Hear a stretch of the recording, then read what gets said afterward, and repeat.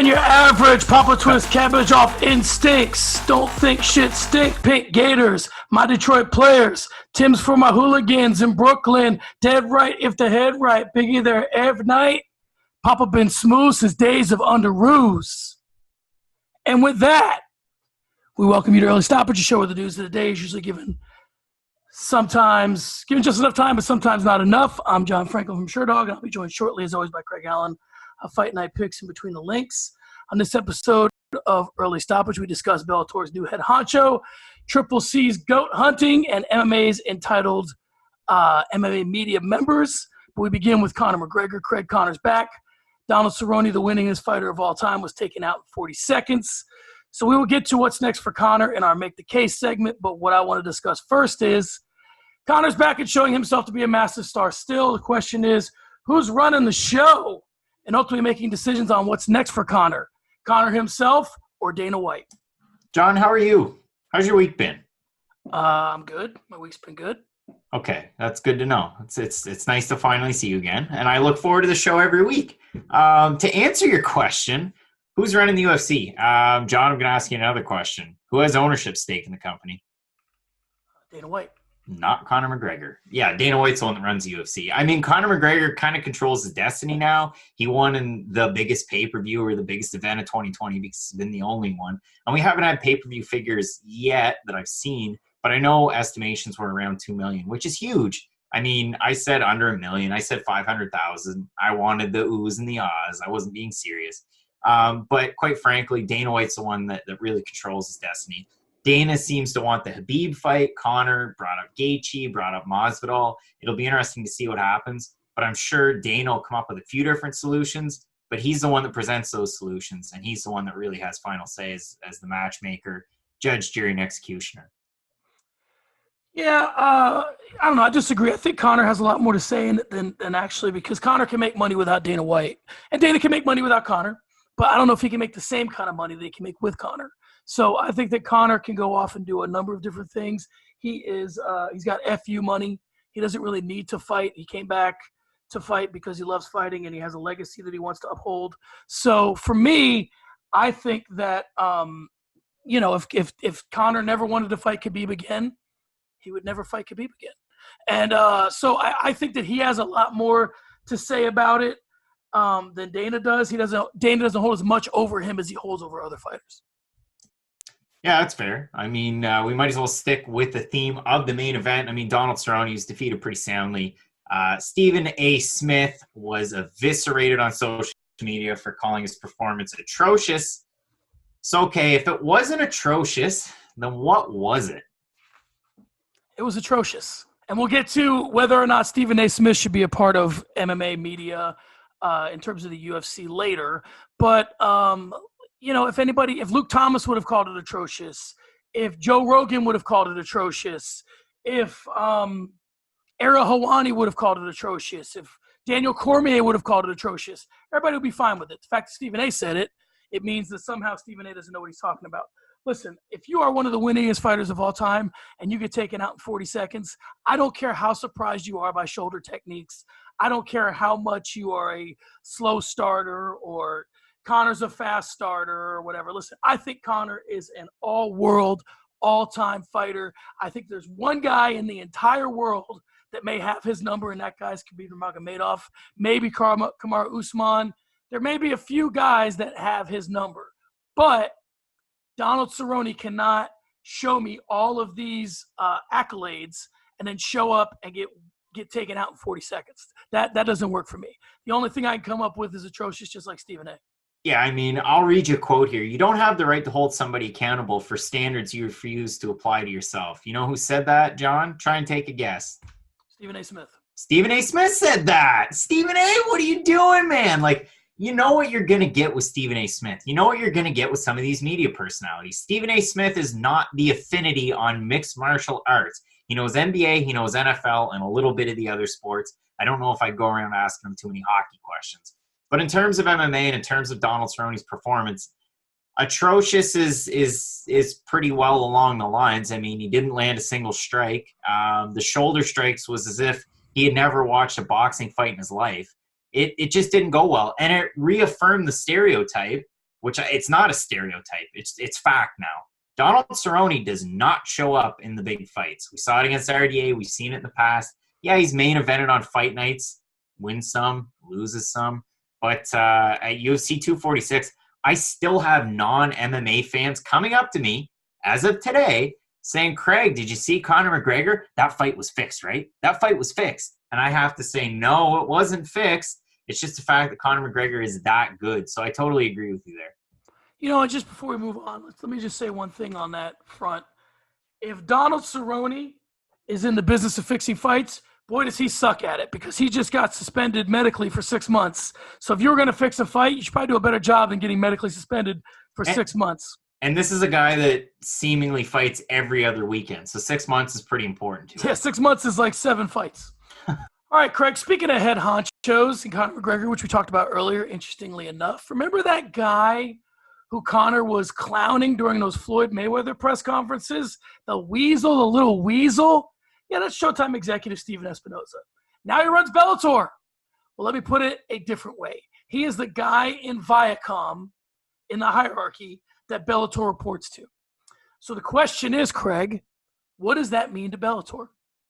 John, I'm so glad you asked this, and I responded on, I believe it was Between the Links, or it was on this show. Oh, no, maybe it's off the cuff. I'm on so many shows.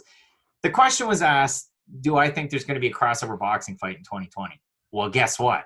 There's one this weekend in Bellator. Ava Knight's going to be fighting Emily King, who's 3-3, and Ava Knight's a former pro boxer. And are we going to see more of this because Steven Espinoza is in charge? No. I think they're going to make smarter decisions. Hopefully a guy like that is going to realize that, tape delay doesn't actually work.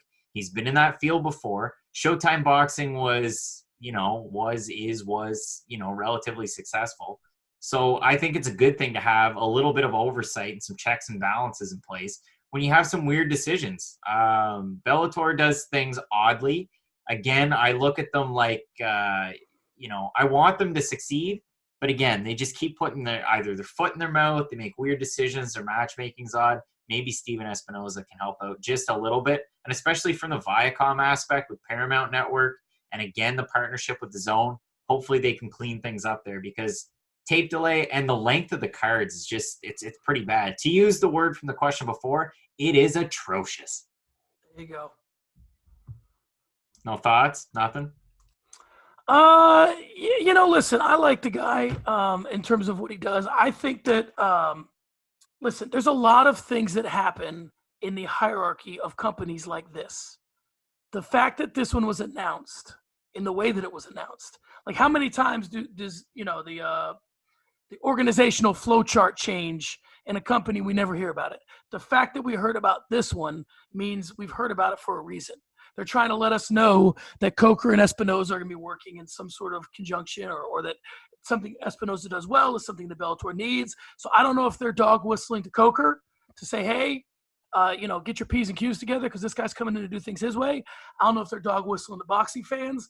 I don't know if they're dog whistling to who they are. But, I mean, they're sending a message for sure with releasing this in the way that it did. So it's just a matter of time to figure out what it is. I think that it's going to have something to do with the way that Espinoza did some marketing and the crossover fights. This may be an answer to Zuffa Boxing. See what happens. I'm looking forward to it. And if we switch gears again, John, it's reported this week that Robert Whittaker is out of his fight with Jared Cannonier because he's donating bone marrow to his daughter. It's an incredible thing, incredibly, kind of sad story too, but a great dad there. Kudos to him for doing it. There's also been reported that Darren Till may fill that void in the Whittaker-Cannonier fight. So 2 questions. First, on Whittaker, is he going to end up being an MMA what-if story? And number 2, what are your thoughts on a possible Darren Till, Jared Cannonier matchup? I like the matchup. Let's first start with the fact that, Dana White got very emotional when he was talking about Robert Whittaker. situation, obviously he wouldn't be doing any bone marrow unless his daughter was in not necessarily a dire situation, but in need of it. And the old saying with surgery, it's only minor surgery if it's happening to someone else. So our prayers and our thoughts and everything are with Robert Whittaker's daughter, his entire family. In terms of him being a what if, he was a champion. I don't think you can make somebody a what if they were a champion. So that's one way to look at it. Obviously, how long of a champion he could have been. There's a lot of other things that could make him a what if. I do like the Till Cannonier fight. I just want to see more of Jared Cannonier. I mean, I really think this guy's on a nice run. He's he's been in some different weight classes. I think he's settled here at 185, and I'm interested to see what's next. Yeah, I mean, I'd like to see him more active as well. I think a Darren Till fight makes a lot of sense. They're 1A, 1B in the rankings right now, and everything else is pretty much log jammed, especially with Romero getting the title shot, Costa in limbo due to injury, and then Kelvin Gastelum obviously losing the fight to Till. So the fight makes sense. And yeah, again, thoughts and prayers go out to Robert Whittaker. I mean, you look at him, and a lot of people rag on him. Like, the question makes sense because a lot of people will say, oh, he wasn't that active when he was a champ. But, I mean, man, the guy went through wars, put on great performances. He entertained you, did he not? And, yeah, you can ask to see him more. But, yeah, first things first with your family in a situation like that. And hopefully everybody can pull through and we can see him sooner rather than later. Absolutely. All right, Craig, let's move on and switch gears. Craig, you get a title shot, and you get a title shot, and he gets a title shot, and she gets a title shot. Craig, I say this because Dana White was once not a fan of Jose Aldo even fighting at 135 pounds. Now he likes the idea so much he's giving him a title shot off a loss. Craig, what is Dana doing? You could have written that question as, I say this because Dana White allowed Yoel Romero to fight for a title off of 2 losses and Jose Aldo off of 2 losses because it's what the fans want. The fans want these title shots. So you know what? Why don't we just give, I don't know, let's have the winner of Joseph Benavidez and Davison Figueiredo fight either Stipe or DC. Let's make fun fights. Why not just go crazy? Let's have an open weight Grand Prix. Let's just go nuts. What's he doing? He realizes that Jose Aldo is not totally shot, and the fans want him at 135 in a title shot. Not a lot of people, I want it, but not a lot of people want to see Marlon Moraes and Henry Cejudo again, especially like 1 year later. So, yeah, I guess it makes sense to have Jose Aldo. I mean, what do you think on that one? Yeah, this is where I'm at with all this. Who deserves a title shot? Who doesn't deserve a title shot? Where we're at in the rankings and all that. I look at it very simply. Do I want to see this fight or not? Yes or no? Who cares if it's for a belt or not? Do I want to see Henry Cejudo fight Jose Aldo? I do. Would I rather have seen it 5 years ago? Sure. But when it's all said and done, I'm looking back on all the fights I've watched. Would I want Henry Cejudo and Jose Aldo to be one of them? Yeah, so I'll take it. All right, that's fair. We continue on, John. And we got to figure this out. I mean, it was the gloves with problems. So now Thiago Alves has not looked all that impressive in the Octagon as of late, and he's moved on and signed with BKFC, everybody's favorite. And if Keyshone's listening, you know he loves bare knuckle boxing. John, what do you expect from the Pitbull? And what's with all these big name signings with BKFC? When I expected Jose Aldo to take off his UFC gloves, I just wanted him to lay them in the Octagon and then go find something else to do with his life. I didn't want him to take them off, leave them off, and fight without them on. Listen, I think that I like the MMA/combat sports landscape. I like there's a lot of different things going on. I like that boxing has, maybe 3, 4, 5 big fights a year. I like that UFC does their thing, Bellator does their thing. Listen, I'm not like Keith Schilling. I'll take BKFC, and the more guys of relevance they have. Would I prefer that they maybe don't exist and some of these guys would just retire? Sure, but they do exist. So if they're going to exist, I'd rather they have guys I've heard of than guys I haven't. Yeah, but how many times do we have to card out Leonard Garcia and Chris Lieben? I'm so sick of this stupid bare knuckle boxing. Listen, it picked up steam until Artem Lobov fought Paulie Malignaggi, which was ridiculous. And Paulie didn't train for bare knuckle and had no idea what he was doing. Now it's just kind of like that was the top. We're never going to get back there. Let's just kind of hang on for dear life and throw a couple bones at these former UFC guys that people are going to recognize. Like, people know Thiago Alves. I mean, Curtis Milner's fighting for Bellator this weekend. Thiago Alves with BKFC.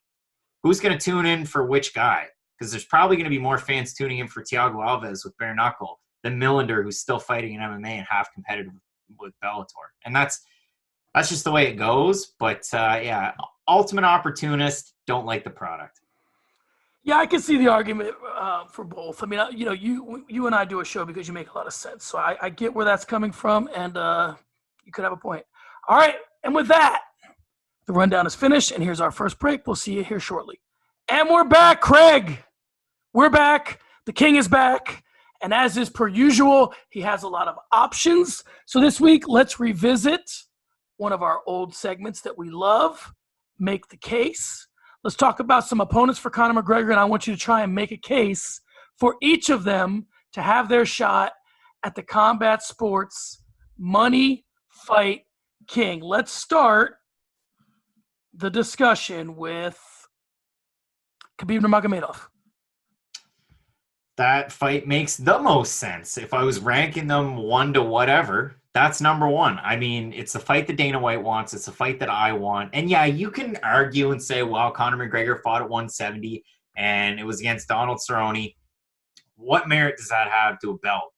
Again, I would say to you, Jose Aldo lost 2 fights in a row. He's fighting for a title. Yoel Romero lost 2 fights in a row. He's fighting for a title. Nothing matters anymore. Money fights are the thing. Let's make this one happen. I think that fight makes the most sense outside of a Masvidal fight. What do you think?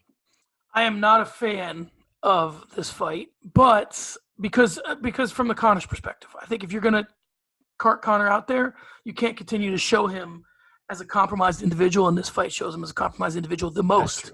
Obviously, it makes sense for a lot of reasons. It makes a lot of money. It's if not the highest pay-per-view of all time, it's one of them. Depending on if you include Mayweather, and we're going to include Mayweather here in a second.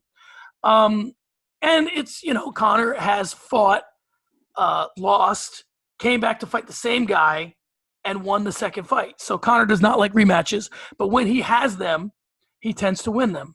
So, that makes a lot of sense for that reason. All right, so let's move on to the next fight of interest. I would say it would be Jorge Masvidal.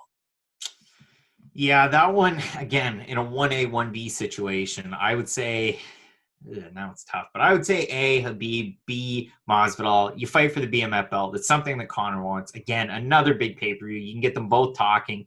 You can get more personality out of them, and I think that would be an easier way to sell a fight than maybe a Khabib or a Donald Cerrone or somebody else that's hanging around at 170, 155. I mean, yeah, there's people out there that want Usman and McGregor, but I'm sure there's a lot more out there that want to see mezcal tequila versus proper 12 whiskey. Am I right? Yeah, I agree. I mean, the Masvidal fight makes a lot of sense for me. It seems like the way the UFC is going, they're trying to keep these two away from each other.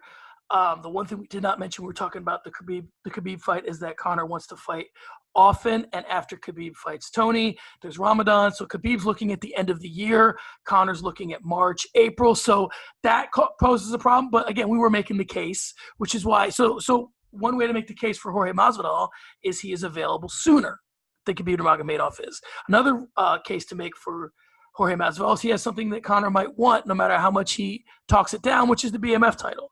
So for me, and I think Jorge Masvidal will be more looking to stand, which is another way to make a case for a Masvidal fight. I'm just looking it up here because I looked this up the other day, and I know the Ramadan argument's been brought up a lot. So it's a full month from April 23rd to May 23rd. So International Fight Week's what? Usually the first or second week of July. So you could get a full month and a little bit. I'm sure he'd want, 6 to 8 weeks for training camp, if not more. Yeah. Khabib would at 100%. Because, I mean, you're kind of lessening the load that you can put on yourself during Ramadan. I mean, I'm sure there's quite a few, but there's only one fighter in my mind that I can think of that trains and takes fights during Ramadan. It's Bilal Muhammad, because he's insane. But for Khabib being the champ, being so dominant, probably wouldn't take it. But yeah, you're making a lot of sense. I like it. So the way I wanted to do this, which I've kind of gone away from, was initially I was going to do people that Conor fought before.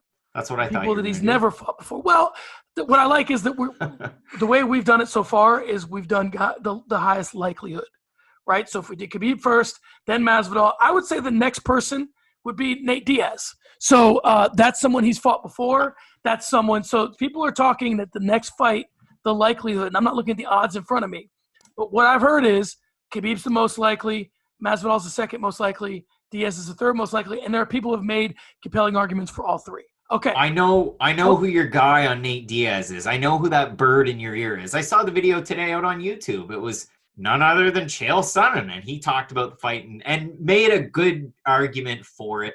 I get it. I don't know, though. I mean, Nate Diaz 2019, not that great. Against Masvidal, not good at all. You have to worry. It's a winnable fight for McGregor. It's a very winnable fight. I think it's a more winnable fight than the Cerrone fight. And he's going to go out there and put on another great performance, and then you could really sell a title shot. That's the only case. If you want to see him fight another winning fighter, Masvidal, Habib, if you want to see the trilogy, the rubber match, Diaz makes sense. And again, dollars and cents, it makes sense. I think I think he would open up as more than a 3-1 favorite in that fight. I don't think that's way out of the question.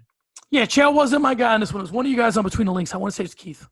But I agree with you. So now I am an advocate of Conor McGregor and Khabib Nurmagomedov never fighting again. I've said this on several occasions, okay? But with that being said, if you are Dana White and you are setting up Conor to fight Khabib and you know Khabib will not fight until after Ramadan, Nate's the only guy that makes sense. He's the least dangerous fight. He's the trilogy. You can cash that check.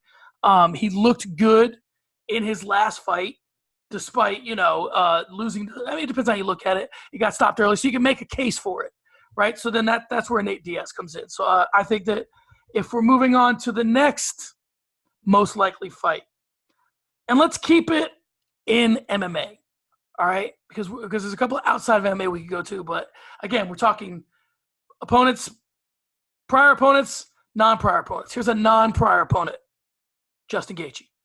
Justin Gaethje at 155 pounds obviously is a place filler. I mean, if you can call him that, as crazy of a fighter as he is, he'd be a place filler between Cerrone and Khabib Nurmagomedov. There are some like opponents.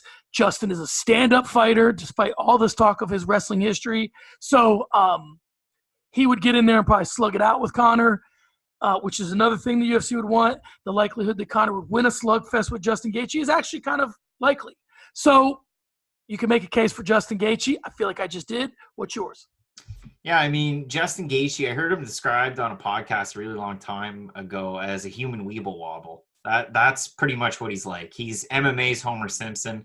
He just takes a ton of damage and gives it back. And if you talked about the wrestling, I'll break it down in a little bit more detail. In his amateur career, all he did was pick people up and slam them and knock them out. And then when he started into professional MMA, his first 3 fights were like that. And then after that, he said, screw it. I want to be an entertainer. I'm going to go in there and turn into this generation's Dan Henderson at 155. And that's what he was in World Series fighting. That's what he is in the UFC. So it's a really fun matchup if you get McGregor in there.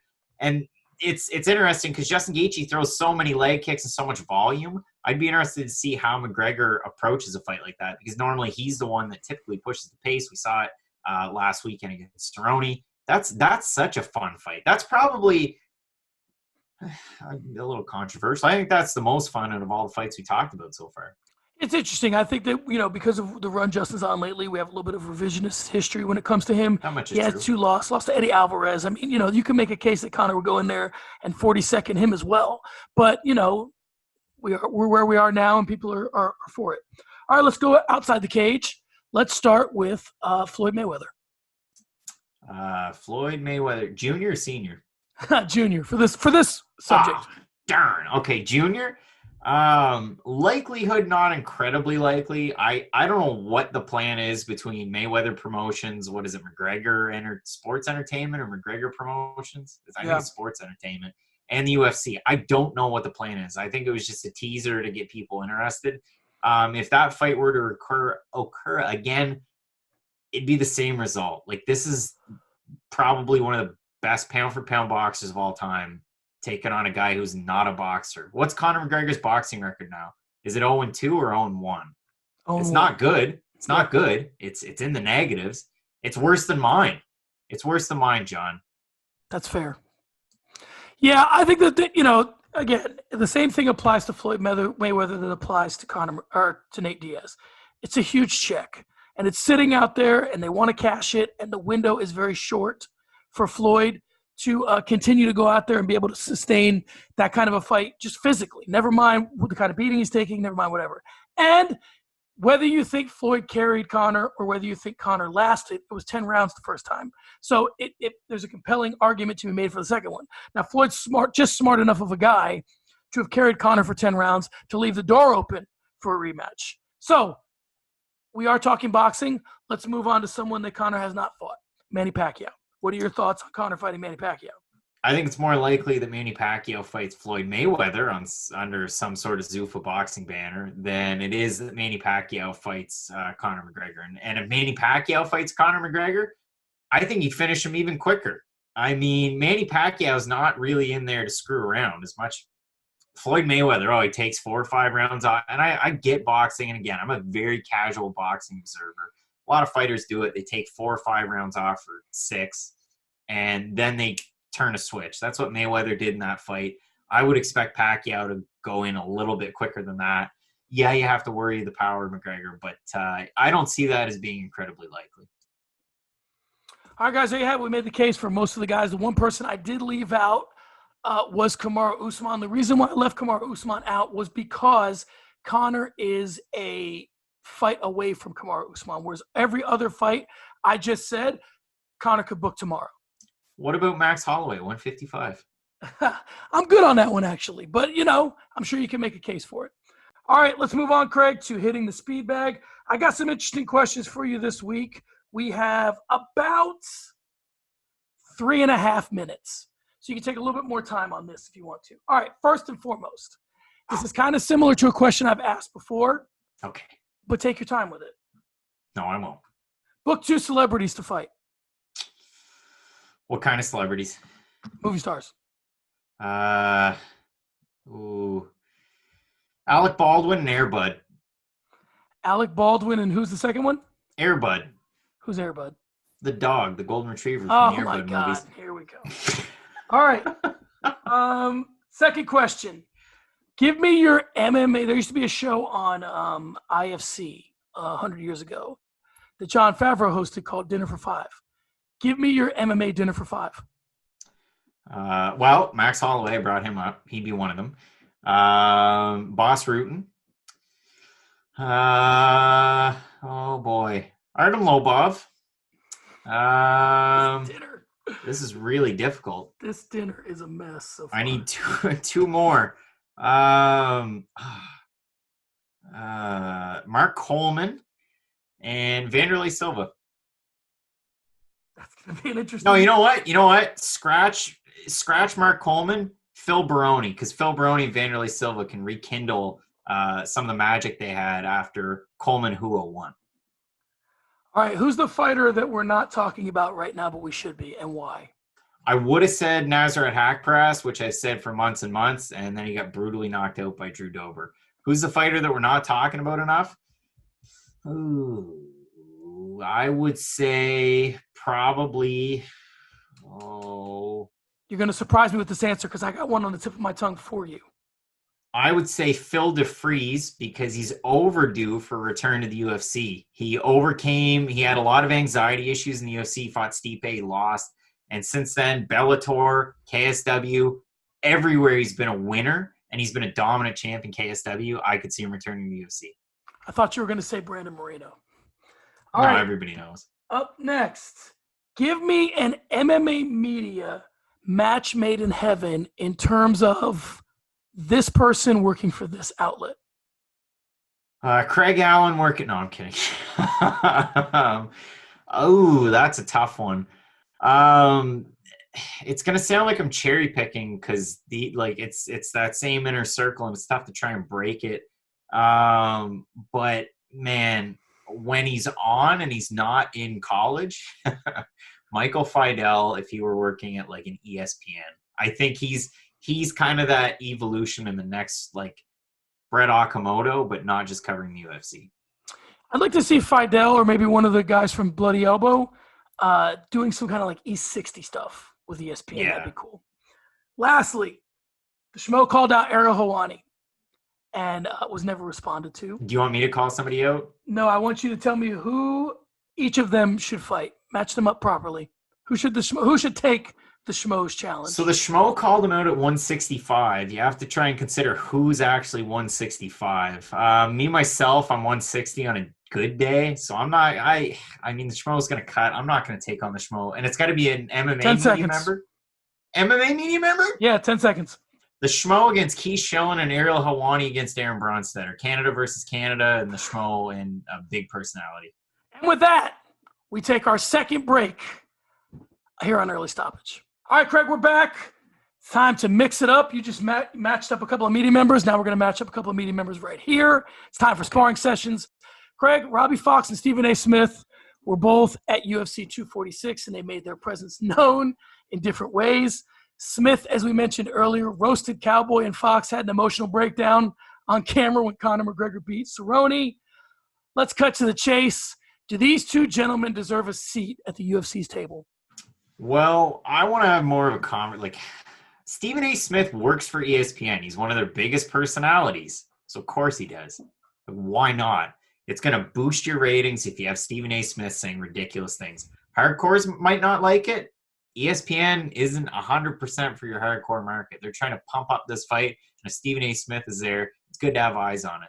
Same deal with Robbie Fox in a different way. You know what you're getting with Robbie Fox. He's not a part of the MMA Journalists Association. He's not your everyday journalist. He's part of Barstool Sports. If you've never seen Barstool Sports, they were on ESPN for what? One day, and then they got kicked off because ESPN didn't like what they were doing, and for some reason didn't do their due diligence and realize what they were going to get as a package and a product. Robbie Fox is a fan of all things comic books. He has a podcast called My Mom's Basement, and yeah, he's a good buddy of Dana White's all of a sudden. So you knew what you were going to get when he's cheering there in the MMA media section. You knew what you were going to get when he was trembling during that looked inappropriate during fight week, asking Conor McGregor questions. You know what you're getting. If you're going to get upset about that, like, give your head a shake and complain about other things or keep it internal. You know, I agree with you and I disagree with you. I do think that they are welcome at the table, of course, because they have a large following. But with that comes a little bit of an expectation that you're going to respect the rules of what you're dealing with. I wouldn't go on First Take. I wouldn't go on First Take and completely abandon the format of First Take. I certainly wouldn't go on First Take and not come prepared. Okay? That's number one. I also wouldn't go on Robbie's podcast and try and monopolize the airtime. I wouldn't sit in Robbie's seat if I went on his podcast. Everybody has parameters. Everybody has rules that they operate on. I think when I look at Robbie Fox, I think that Robbie Fox has the perfect last name, right? Because he's crazy like a fox in the sense that he's a Trojan horse. He's somebody just like the Schmo that uses the fact that they are easily dismissed in a way or not taken like seriously or not cutthroat. He used that shtick to get right next to the biggest guy in combat sports because he was viewed as a non-threat. And he may be a non-threat, but he's close enough now that if he wanted to be a threat, he could be. I just think that if these guys are going to operate in this, and what I mean by threat, Craig, is if he's going to ask tough questions, he's gotten close enough to do it. My point is that I think that if these guys are going to come and eat at someone's table, then they need to mind their manners. I want to throw this one other thing in there. Like, if you're a Barstool person, normally it's softballs. It's all pretty easy stuff until they get drunk at the NCAA championship and the morning after ask Heisman Trophy winner Joe Burrow if Odell Beckham Jr. was actually handing out money to players. And he says yes. And then that breaks as a story. And then they're being investigated. So sometimes you ask the tough questions when you're hungover the night after the championship game. And yeah, maybe Robbie Fox could do something, not of that magnitude, but somehow sneak in an actual serious question every now and again. Do I think it's going to happen? Probably not. Like, it's all promotion. It's all free promotion. And Stephen A., how many MMA media members get a seat at the table with Joe Rogan and John Anik, like in a spot like that? It doesn't happen. It's just because Stephen A's with ESPN. That's the only reason he was there. It's not like on if they had a card at MSG, Keith Schoen's going to grab the mic and say, "Oh yeah, the card was wicked great." It's never going to happen. So it just happened to be because he's with ESPN. He's a big deal. I'm with you. And I think that, what people fail to realize, that you have to realize in a situation like this, is in as much as you think Barstool Sports is using ESPN, is using the UFC. The UFC is using Barstool Sports. They're getting their eyes into an area. Now, do most guys who watch or consume Barstool Sports, are they aware of the UFC? Yeah, I'm sure they are. But there's still a huge following out there that they're tapping into. So, yeah, Robbie Fox is doing his thing. The UFC is kind of doing their thing too.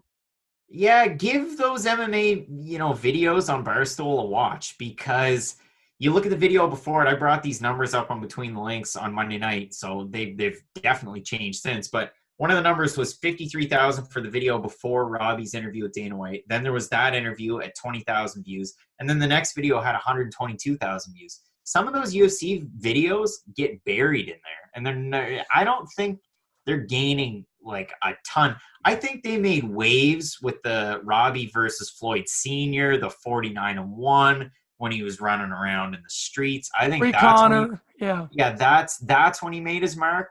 Now it's just, I don't know. I mean, the tour around Dana's office, that was pretty big, but the stuff from UFC 246, it's more or less just outrage from MMA fans, and that's pretty much the dent that they made.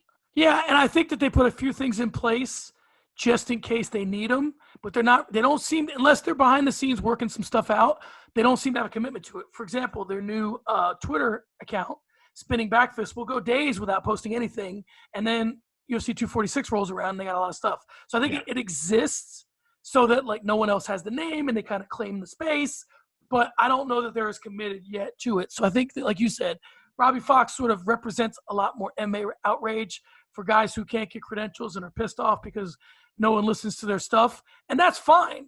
But I just think that, we talked about this before. The two of them are casuals. And if you take them any more seriously than that, you're really wasting your time. All right, Craig, let's move on to a couple weeks ago, maybe last week, and start the conversation. We talked about if our children were going to get into sports, and specifically MMA, and what would be our path, what would be our advice, this, that, and the other. So taking off from that this week, we're bringing back another segment that we like called Rank 'em. I want to rank combat sports dads. I have somebody else in here that is not a dad, it's a mom, so we'll extend it to combat sports parents. It's a short list. It's like 6 people. And really the impetus for this was Macy Barber's dad, who's come out and said that he doesn't think that Roxanne won, and he's had a lot to say, this guy. So let's talk about, I'll give you the list, and then you can rank them. Let's go most want them to be your parent to least want them to be your parent if you were a combat sports athlete. So the list is 6. It is Floyd Mayweather. It's Khabib Nurmagomedov's father. It's Stephen Thompson's father. It's Chris Weidman's father, Macy Barber's dad, and Ronda Rousey's mom. And Arnold Allen's dad, who's a strong man and doesn't give his wee lad any steroids. And Lance Palmer's dad, who looks kind of like Arnold Allen's dad, but in the finals of PFL this season, or in 2019, wore a T-shirt that said, it looked just like a UFC shirt, but it said Ultimate Farting Championship. Way to go, Lance Palmer's dad.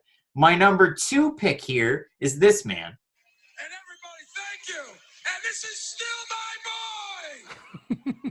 boy. Okay, so Weidman's dad's number 2. Weidman's dad means well, so he's my number 2. Would you like to go, or do you want me to just rank them myself? Rank them all yours, and I'll do mine. All right.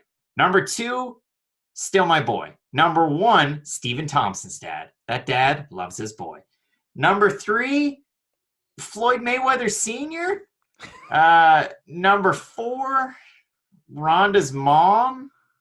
Number 5, Macy Barber's dad, which just based on cultural differences leaves me Khabib's dad in last place. All right, I'm going to go a little bit differently. I have Ronda's mom a little bit higher. So I would go Stephen Thompson's dad, because he's owns a gym and he's got some, he knows some things. And so I would go with Stephen Thompson. Plus, he seems like he's not a maniac. Yeah. I go Stephen Thompson's dad. Then I would go I'm going to go. You got to go Weidman's dad, because there's the relationship there. It's now built in. There is. So I'm going Thompson's dad first. Second, I'm going Ronda Rousey's mom. Here's why. There are some things in the past that Ronda Rousey's mom has said that maybe you wouldn't agree with, or maybe it seemed like she was overstepping her bounds or whatever. But I'm going to chalk some of that stuff up to she has a crazy daughter. Like, we got to lay a little bit at the feet of Ronda Rousey. So I think her mom is more normal than Ronda is, in fact. Because I just saw Ronda's on some marriage counseling thing with Travis Brown and Steve-O. And I'm like, this is the thing you come out of hiding for? Like, you're on a WWE and now you're doing this marriage thing with Steve-O. Okay, so I'm going Stephen Thompson's dad, Ronda Rousey's mom, Papa Weidman. I'm going Floyd Mayweather Sr. because, again, he's a little bit crazy. But at the same time, I think that he has some knowledge. I think that he means well. Exactly. I do think that sometimes he gets into a little bit of a measuring contest with his son, which is a waste of time.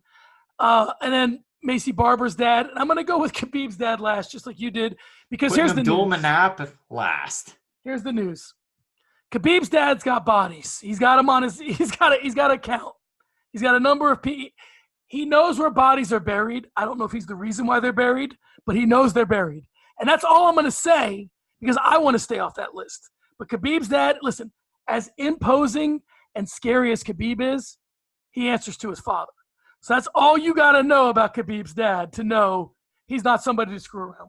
All right, Craig, we got about, let's see how much time we got left in this thing. We got about 11 minutes. So let's get funky. I got a good start to conversation this week, but I want to have a new segment alert.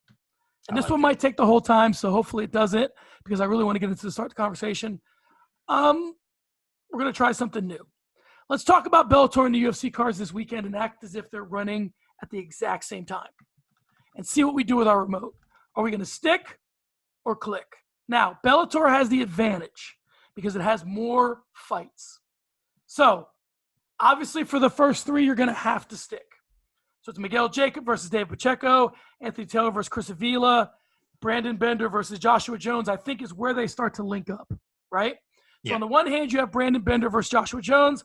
On the other hand, you have Nate Landwehr and Herbert Burns. Are you sticking with Bellator or are you clicking to UFC?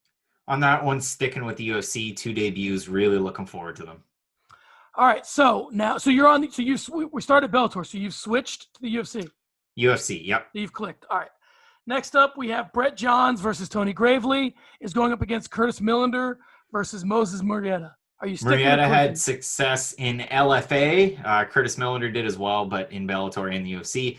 Great debut for Gravely against Johns, but I'm picking Bellator. I'm clicking. So we're clicking. Now we're back over to Bellator. Next up, we have AJ Agazarm versus Adai Altamimi. Are you sticking or clicking? Versus Sarah McMahon and Lena Landsberg. I like the elbow queen. Sarah McMahon's been off for almost 2 years. Agazarm's a Diaz guy. Altamimi's friends with Chris Pratt. I'm sticking with Bellator. Oh, I like that. All right, next up's Aaron Pico, who's really early on the card now that he's had all his issues, taking on Daniel Carey. That fight is going against Montel Jackson and Felipe Colares. Felipe Colares absolutely sucks an egg, and Montel Jackson's really good, and that fight sucks. Aaron Pico's been knocked out twice in the first round in a row, and he's taken on scary Daniel Carey, who finished Gaston Bolaños in his last fight. I am sticking with Bellator. Sticking with Bellator. Next up is Filo versus Clark, going against Justine Kish and Lucy Pudlova. This is when you get up and get a snack. I'm going to click to the UFC and go with Kish and Pudlova. Good news for you. Up next in the UFC, Arnold Allen's taking on Nick Lentz. That's going against J.J. Wilson and Mario Navarro. I like J.J. Wilson. I'll say that much, but I'm going to stick with my namesake, Arnold Allen, Nick Lentz. Up next is Bevon Lewis versus Daquan Townsend against Ava Knight and Emily Geddes on Bellator. I'm going to stick with the UFC, Lewis and Townsend. Next up, we have Jamal Hill versus Darko Stosic against Raymond Daniels and Jason King over in Bellator. If you want to get crazy and you're a fan of Stephen Wonderboy, stay with the UFC because Raymond Daniels beat Wonderboy in kickboxing. I'm going to go over to Bellator to see the Inferno. This is where it gets very interesting for me. We got Juan Archuleta and Henry Corrales going up against Hannah Cyphers and Angela Hill for name value only. I think Archuleta and Corrales is probably a better fight. Are you sticking with Bellator or clicking to the UFC? Of course, I'm sticking with Bellator. These are two of the better guys that were in the featherweight Grand Prix. One lost for a title, one lost to a really tough opponent that's later on in the card. I'm going to stick with Archuleta Kraus. That could be a fight of the weekend. All right, we're on Bellator now. Sergio Pettis is taking on Alfred Kashiaka. And on the UFC, Jordan Espinoza is going against Alex Perez. You missed an end, but he's a Glendale guy. He's Edmund Tarverdian's guy, and he trains with Edmund Shabazian. I'm sticking with the two debuts of Kashakian and Pettis over Espinoza Perez. All right, so we're still on Bellator. Darren Caldwell is taking on Adam Borch, and that's going against Rafael Dos Anjos versus Michael Chiesa. It's getting interesting. Ooh, this one's tough. Two former lightweights, former lightweight champ RDA, Caldwell, former bantamweight champ, taking on the super prospect Adam Borch, who's a wizard at grappling and Muay Thai. I'm sticking with Bellator again. Sticking with Bellator. Finally, we get to the main events. Julia Budd is taking on Chris Cyborg. That is going up against Curtis Blades against Junior Dos Santos. Are you sticking with Bellator or are you clicking to the UFC? Odds are similar. Sticking with Bellator. I know who's going to win the UFC. It's Curtis Blades. Let me just tell you something before we get out of here. Have I turned you? Segment. I love that segment. I'm not even. I like that you did it. You obviously are the person to do it. I'm the better to lead it, and you're. I don't even know who half those guys on Bellator are. I've broken down both of these cards in detail. You can find those elsewhere. I love that segment. We'll be doing it again. Craig, it's time to give shouts to MMA Reddit. Start the conversation. Tyson Fury came out this week and said he would fight in the Octagon with 4-ounce gloves, but under boxing rules. A lot of people think this is craziness. I do not. Let's start this conversation this week by talking about how crazy is it really, the idea of a stand-up boxing fight occurring in an octagon with 4-ounce gloves. Is that crazier than Tyson Fury also saying in the past week that he's going to crank it 7 times a day before his fight with Deontay Wilder? Which one's crazier? Because I don't know how you'd find the time in the day for 7 times a day.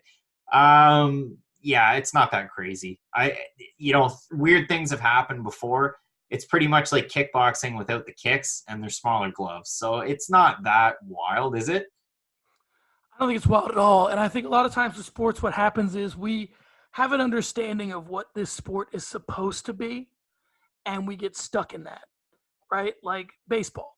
Baseball cannot be under any sort of clock. It cannot be under any kind of, that's not how we do it in baseball, except when someone realizes, maybe we should have a pitch clock. Maybe these games will go a little faster if we made the pitchers have a time in which they had to get the pitch off. The 3-point line, obviously it's been around for a while, but it hasn't been around forever. Certain things in how rough you can get with wide receivers in the NFL. There have been small changes. This is not a small change. This is a huge change. But I think there's enough fighters out there that would be interested in doing something like this. I think this could be what Zuffa boxing is. Like, it could be boxing matches that take place in cages. Now, here's where it gets interesting. And really, let's take this to its logical conclusion. Does it mean it's just a stand-up fight with fists only? Meaning this: if you knock a guy down, can you follow him to the ground and finish him or not? Or is it or are we under the boxing rules in terms of there being a 10 count? What do you think? I think the way that they would do this, because you'd have to get all the commissions to agree, blah, blah, blah. I think if you were to do this, it would be a fight that would be under kickboxing rules. And then you just have like a gentleman's agreement that you wouldn't kick. And that's happened before. And then the guy kicked and the other guy freaked out. I can't remember who that fight was between. But I think that's how you'd have to, make a workaround. And then from there, you could have those type of fights. That's what I would think. And I could see a lot of purists poo-pooing this idea. They wouldn't want to see it. Like, if you want to see a stand-up fight, go watch kickboxing. MMA's got grappling. But I think this is something that could realistically happen sooner rather than later. All right, well, let's continue the conversation. We've started. Let's continue it for a little bit because we got a little bit of time left in the show. All right. Let's book it. Right? So so I'm going to go, and we'll do this quick. And this is super putting you on the spot, but you can handle it because you're a big boy. I'm going to go to each division. You tell me to inaugurate this kind of a thing. Who would you want to see? You can pull from boxing if you want, or you can just do stand-up. Heavyweight division. Stipe and Ngannou. Okay. I would bring Fury in. I'd bring Wilder in. I'd have them fight Ngannou or Stipe. I'm with you, right? I'm saying if you're going to use these rules, you might as well bring the guys in. Light heavyweight. You go. Let me think about light heavyweight. I mean, Yeah, maybe exactly. maybe booking this is not where we want to go. So obviously you'd have Conor and Floyd, right, at the lower weights. You'd have let me think of guys who are only stand up. Gaethje would be interesting, right? Nate Diaz. Nate Diaz. Nick Diaz. Who are guys that have kind of been like, I'll fight, but I think Rampage would come back to the UFC under these kind of rules. Rampage would go anywhere for a meal. This is tough. Gee, you put me on the spot. No, well, you listen. You don't have to not be on the spot. Meaning, this is we're starting a conversation here. So I think that's the thing. This would be an interesting way to reinvigorate Anderson Silva's career. This would be. I mean, listen, boxing only would be a challenge for him. Adesanya with his Adesanya kickboxing background. There's a lot. I think there's a lot to this. I think there's a lot more. Maybe Alistair Overeem has a couple more, which is interesting because last fight he took the fight to the ground. But I just think there's a lot to this. I'm interested in it. I'd be interested to hear what other people have to say about it. And the conversation has been started. It is up to you guys to complete it. Okay, guys, there you have it. The 16th episode of Early Stoppage is in the books. Be sure and comment, subscribe, and like us on YouTube. Be sure to also listen to all other content on the Loudmouth MMA Podcast Network, including the Not Safe for Work podcast with Kyle Steele and Fred Kirby, Between the Links, hosted by Mike Heck and starring an all-star cast of writers, including Craig Allen, including David Baker, including Keith Schillen, Off the Cuff with Craig Allen, Mike Heck, Drake Riggs, Kyle Steele, the MMA Takeover Show with Keith Schillen, the Kyle Steele Show. I can't remember who hosts that one. The Loudmouth MMA Recap Show with John Franklin and Keith Schillen. The Breakdown Show with Max and Marcel. MMA Yesterday with Kyle Steele and Keith Schillen. The Bellator Recap Show with Keith Schillen and Davidson Baker. And the Bellator Preview Show with Matt Allen and Davidson Baker. Talk to me about the network before we hear something witty. Check out the fights. They're going head to head. We went through them. Make your pick. And if you haven't realized who I'm going with, I pretty much tipped my hand. But go watch Bellator 238. It's going to be pretty good. There you go. Craig can be followed at Craig Allen FMP. I can be followed at SM Cornerman. The fight has been stopped. We'll see you next week. Craig, say something witty. That's what I had. I'm at a loss for words. This is a first. All right, guys. We'll see you next week. Peace.